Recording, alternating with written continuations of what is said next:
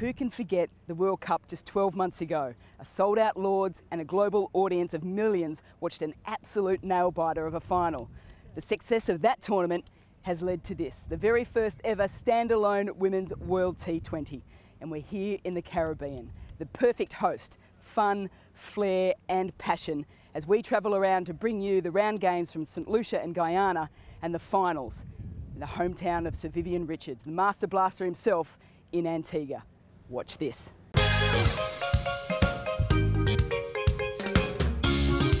Hi, my name is Meg Lanning. Hi, my name is Elise Perry. Hi, my name is Jahanara Alam. Hi, I'm Niga Sultana Jyoti. My name is Jemima Rodriguez. Hi, my name is Mitali Raj. Hi, my name is Tammy Beaumont. Hi, my name is Danny Wyatt. Hi, I'm Laura Delaney. My name is Gabi Lewis. Hello, my name is Sana Mir. My name is Javeria Khan. I'm Sinailis. Hi, I'm Tanefa Nikerk. I'm Holly Huddleston. My name is Chamariata Patu. Welcome to the West Indies.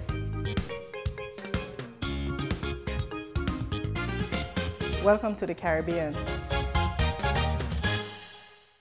Now, before all the teams get down to business, they had a little bit of fun at the ICC Media Day. And for the record, my emoji, grimace, did I get that right? Oh, this one. Definitely the roll eyes one. Dancing lady in the red dress. Gas queen.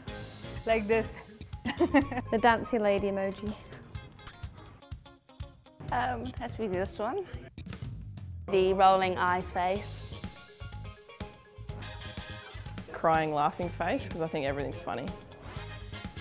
The monkey face. The one with the laughing faces, I use that all the time. I use this one a bit, my favourite emoji. I've got the very tough task of selecting 3 players to watch, and that is more than difficult when you've got a tournament jam-packed with current and potential superstars, but I'm going to give it a go. First one to look out for is the West Indian youngster, Healey Matthews.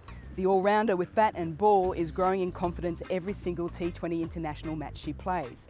From the World Cup final at Eden Gardens, where she scored 66 of 44 balls to lead the West Indies to victory, she is growing in confidence game by game. And with the ball, she's a really impressive off-spin bowler who can bowl both in the power play and at the death. And when you combine those two together, she's an important player for the West Indies if they want to go back-to-back.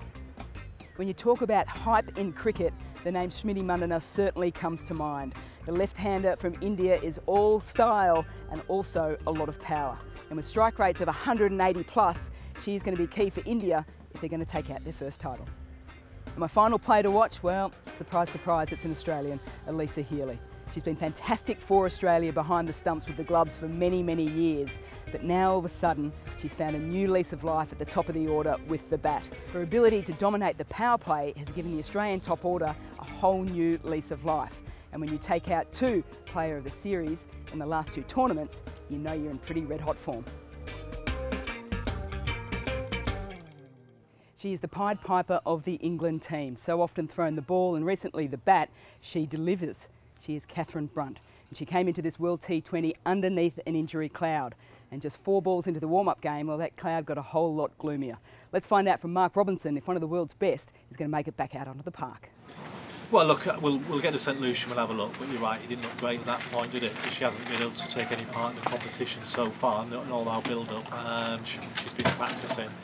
And today was a game to try and get her off and running. You know, she's on a reduced run-up, and look, it's hard for us, isn't it? She's an important player. We've, you know, 2 of the players that batted in our top 5 in the summer, Sarah and Catherine, you know, both look like they might not be here at the moment, but we've prepared for that as well, and that's something we'll have to take on the chin and back the other players, and we know we've got confidence and ability in there, and hopefully we can overcome on the time. And we plan not to have her to degree as well. You know, Lindsay Smith, she's done really well in these games, and we are where we are, aren't we? As I say, you move on and as I say, you back the players and you put all the confidence into them in what should be hopefully an exciting next couple of weeks. Just to whet your appetite for all the action ahead, who can forget the last World T20 final? West Indies Eden Gardens, massive win. And remember that celebration. Australian women are going to bat first, and Australia bidding to make it 4 wins out of 4. The West Indies stand in front of them. Beautiful timing from Lanning, her first boundary. That was all timing and placement. Australia flying high. It's a half century for Elise Villani. Excellent innings.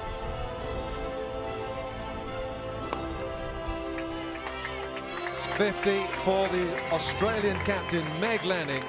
Well, Australia hosts the highest score in a World T20 final for the women's game, 148 for 5.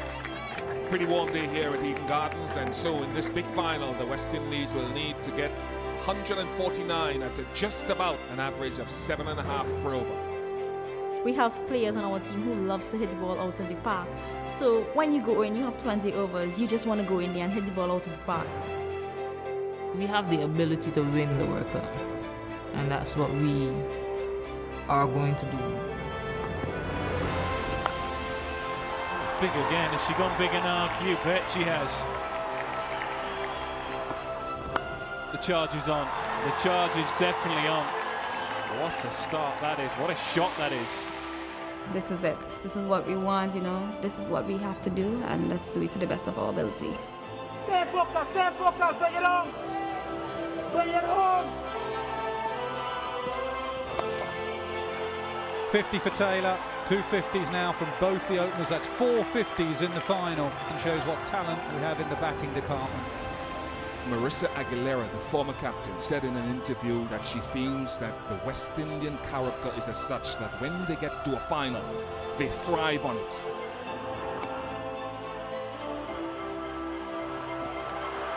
And the West Indies, for the first time in their history, have won the Women's ICC World T20 title.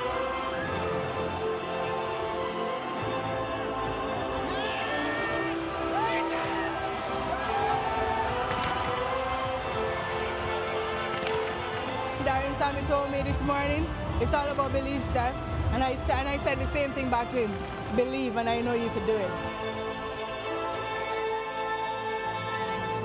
West Indies the winners of the ICC Women's World 2020 2016. Well, here we are in Georgetown, Guyana, and all is set for day one. We have a triple treat for you, and what better game to get things kick-started than India versus New Zealand. There's no surprise that India looks to be going spin heavy, potentially 4 spinners and just the 1 seamer. So that means for the likes of the top order for New Zealand, Bates and Devine in particular, their footwork is going to be spot on. And then on the flip, well, New Zealand, they're going to have to find a way to get through the Indian top order. Raj, Mandana, Rodriguez, Kaur. It's a pretty potent lineup. The second match of the day is Australia versus Pakistan, and believe me when I say Australia is still hurting from the loss in 2016, which means they will not be taking this game lightly. And also remember, these two teams have just come off a recent T20 series. Yes, Australia won 3-0, but Pakistan learned a lot from it, and a lot of those players showed a lot of very, very good form. For Pakistan to win, they have to do all the little things right, and when the moment comes in the game for them to grab it by the neck, they've really got to go for it. For Australia, well, they'll want to make a statement nice and early. They'll want big runs early in the power play, and they'll want to try and run through Pakistan as quickly as possible. Might not be a close match in rankings, but I think the game will certainly entertain. If you've never seen a game at Providence Stadium here in Guyana, for me, one word sums it up when it is packed, and it's electric. The party hill will be going large because it is the West Indies versus Bangladesh in game number 3. Bangladesh, well, they've never won a game in the World T20. However, they are the current Asia Cup champions, and they beat India twice in that series to take out the title. They've got some young guns in their team, and they've got nothing to fear as they look for wins to move themselves up the world rankings. They often say experience counts in a World Cup campaign. Well, for the West Indies, 11 players from 2016 are back here this year, so that certainly counts for a lot. They are jam-packed with X factor, and that is what they're going to rely on to get their campaign underway. And if they do win on day number 1, look out for the party here in Georgetown.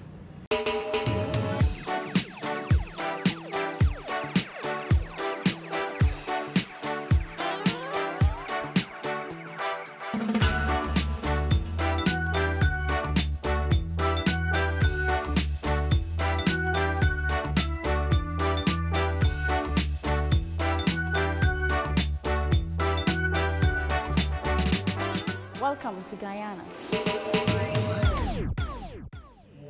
Will there be upsets? Which young gun in the tournament is going to put their hand up tall? Who's going to win the title? And which young girl in the audience is going to be inspired by the likes of Stefani Taylor? All those questions will be answered by Ebony Rainford-Brent and myself over the coming weeks in the Caribbean. For now, check out this animation, and very, very shortly, the action is going to come to life. It's the right time now. This is we time now. People put your hands in the air. Come raise the flags up now.